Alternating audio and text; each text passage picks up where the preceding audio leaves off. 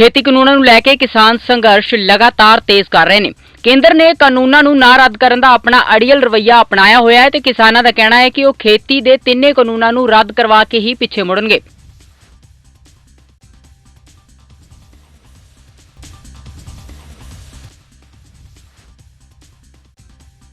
इस संबंध में अज किसानों की मीटिंग होगी जिस दे अंदोलन की अगली रणनीति बनाई जाएगी।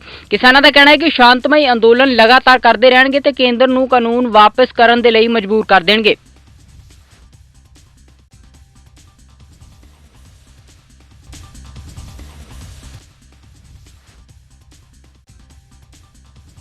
सरकार के अड़ियल रवैये के विरोध में किसान संगठनों के सारे प्रधानों वालों एक दिन की भुख हड़ताल की गई है। किसानों की भुख हड़ताल सवेरे 8 बजे तो शाम 5 बजे तक चली सी। इस तो बाद किसानों ने अरदास करके अपनी भुख हड़ताल समाप्त की सी।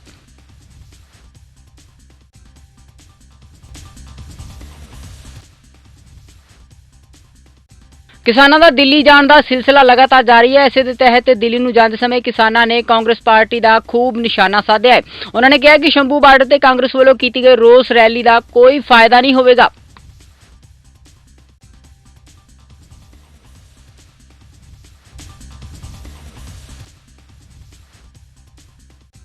किसानों ने कांग्रेस पर इल्जाम लगाया कि कांग्रेस रोस रैली सियासी रोटियां सेक रही है। किसानों का कहना है कि जेकर कांग्रेस पार्टी किसान हितैषी है तो उसके नेता दिल्ली विखे किसानों के हक दे विच धरना देण।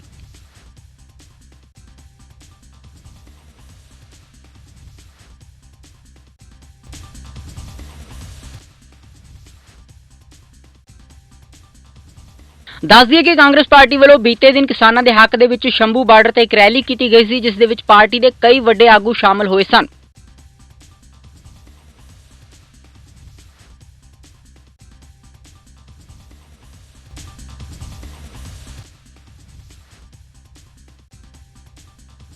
उधर अंदोलन के दौरान दिल्ली विखे एक होर किसान की मौत होने की खबर है। मोगा के पिंड भिंडर कलां का वासी सी किसान मक्खन सिंह।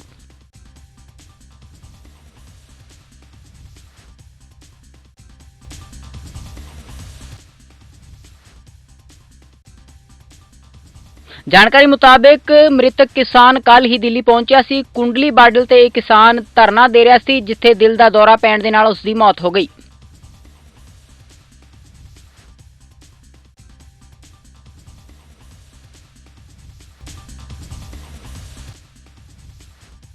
उधर दिल्ली तो परत रहे किसानों का वाहन हादसाग्रस्त हो गया है। पिंड भागो माजरा के नजदीक किसानों का भरिया होया टैंपू पलट गया है। ट्राले दे नाल टकराउण दे नाल यह हादसा वापरिया जिस कारण टैंपू का संतुलन विगड़ गया।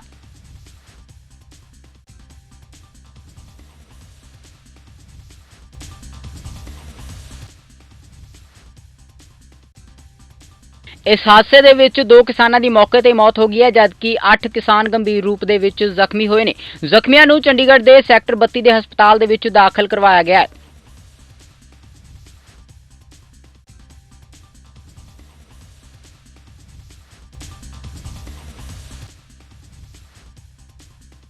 उधर किसानों की हिमायत दे विच पूरा देश नितर के सामने आया। बरनाला के एक विआह समागम दे विच भी किसानों के अंदोलन का रंग देखने को मिलिया।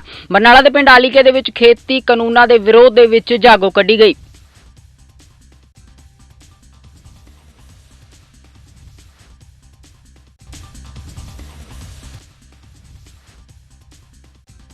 जागो के मौके लाड़ा ते लाड़ी ने किसानी झंडे चुके हुए सन। इस मौके मोदी सरकार के खिलाफ बोलियां पाईयां गईयां ते विआह दे गीतां ते किसानां ने भंगड़ा भी पाया।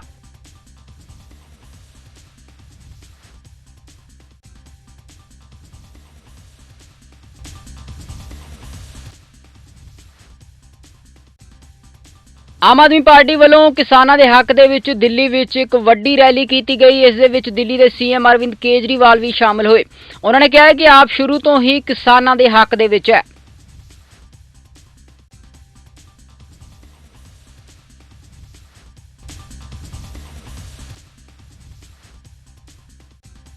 आम आदमी पार्टी भी केंद्र सरकार नूं इन्हां खेती कानूनां नूं रद्द करने की अपील कर रही है। उन्होंने कहा है कि जिहड़े किसान संघर्ष कर रहे हैं वो सारे लोगों के हक दे विच संघर्ष कर रहे हैं।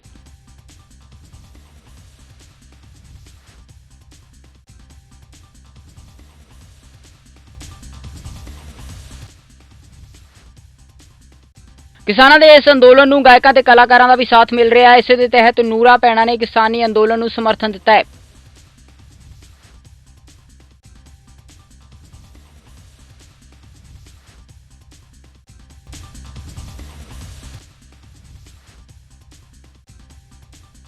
ਦੋਵੇਂ ਭੈਣਾਂ ਨੇ ਦਿੱਲੀ ਪਹੁੰਚ ਕੇ ਕਿਸਾਨੀ ਅੰਦੋਲਨ ਦੇ ਵਿੱਚ ਪਹੁੰਚ ਕੇ ਆਪਣੀ ਹਾਜ਼ਰੀ ਲਗਵਾਈ ਹੈ। ਇਸ ਦੌਰਾਨ ਨੂਰਾ ਭੈਣਾਂ ਨੇ ਕੇਂਦਰ ਸਰਕਾਰ ਨੂੰ ਖੇਤੀ ਕਾਨੂੰਨ ਵਾਪਸ ਲੈਣ ਦੀ ਮੰਗ ਵੀ ਕੀਤੀ ਹੈ।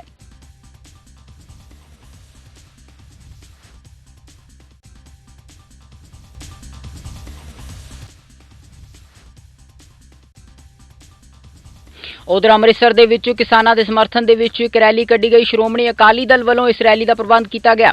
ਅੰਮ੍ਰਿਤਸਰ ਦੇ ਵਿੱਚ ਕੱਢੀ ਇਸ ਰੈਲੀ ਦੇ ਵਿੱਚ ਵੱਡੀ ਗਿਣਤੀ ਦੇ ਵਿੱਚ ਸ਼੍ਰੋਮਣੀ ਅਕਾਲੀ ਦਲ ਦੇ ਵਰਕਰ ਸ਼ਾਮਲ ਹੋਏ।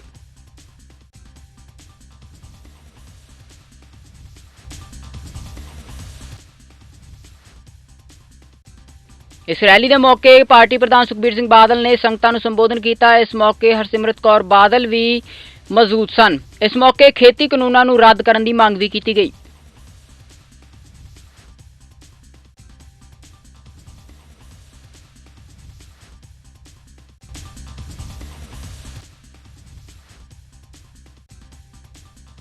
ਖੇਤੀ ਕਾਨੂੰਨਾਂ ਦੇ ਖਿਲਾਫ ਚੱਲ ਰਹੇ ਅੰਦੋਲਨ ਦਾ ਹਰ ਵਰਗ ਦਾ ਸਾਥ ਮਿਲ ਰਿਹਾ ਹੈ ਤੇ ਅੰਦੋਲਨ ਦਿਨੋਂ ਦਿਨ ਤਿੱਖਾ ਹੁੰਦਾ ਜਾ ਰਿਹਾ ਹੈ।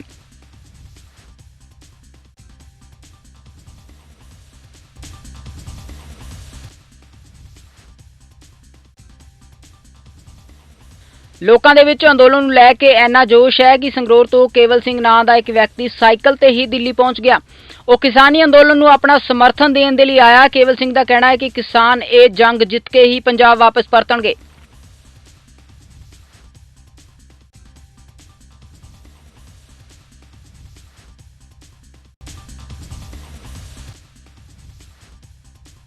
ਸ਼੍ਰੀ ਗੁਰੂ ਗੋਬਿੰਦ ਸਿੰਘ ਜੀ ਦੇ ਮਾਤਾ ਗੁਜਰੀ ਜੀ ਅਤੇ ਛੋਟੇ ਸਾਹਿਬਜ਼ਾਦੇ ਬਾਬਾ ਜ਼ੋਰਾਵਰ ਸਿੰਘ ਤੇ ਬਾਬਾ ਫਤਿਹ ਸਿੰਘ ਦੀ ਯਾਦ ਦੇ ਵਿੱਚ ਲੱਗਣ ਵਾਲਾ ਸ਼ਹੀਦੀ ਜੋੜ ਮੇਲ ਸ਼ੁਰੂ ਹੋ ਚੁੱਕਾ ਹੈ ਤੇ ਅੱਜ ਉਸ ਦਾ ਦੂਸਰਾ ਦਿਨ ਹੈ।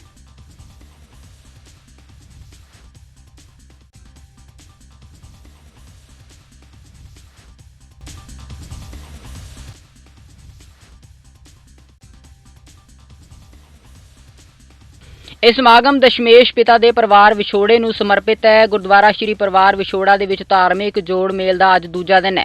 ਭਲਕੇ ਸ਼੍ਰੀ ਅਖੰਡ ਪਾਠ ਸਾਹਿਬ ਦੇ ਭੋਗ ਪਾਏ ਜਾਣਗੇ।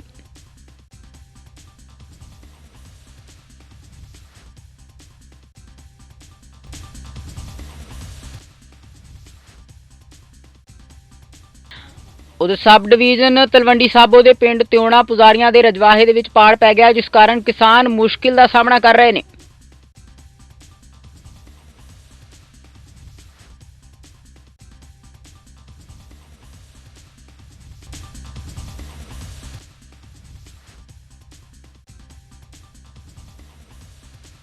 ਕਿਸਾਨਾਂ ਨੇ ਦੱਸਿਆ ਕਿ ਇਹ ਪਾੜ ਨਹਿਰੀ ਵਿਭਾਗ ਦੀ ਲਾਪਰਵਾਹੀ ਦੇ ਕਾਰਨ ਪਿਆ ਹੈ। ਕਿਸਾਨਾਂ ਨੇ ਕਿਹਾ ਕਿ ਉਹਨਾਂ ਵਿਭਾਗ ਤੋਂ ਇਸ ਰਜਵਾਹੇ ਦੀ ਸਫਾਈ ਕਰਾਉਣ ਦੀ ਮੰਗ ਕੀਤੀ ਸੀ, ਪਰ ਇਸ ਤੇ ਕੋਈ ਕਾਰਵਾਈ ਨਹੀਂ ਹੋਈ।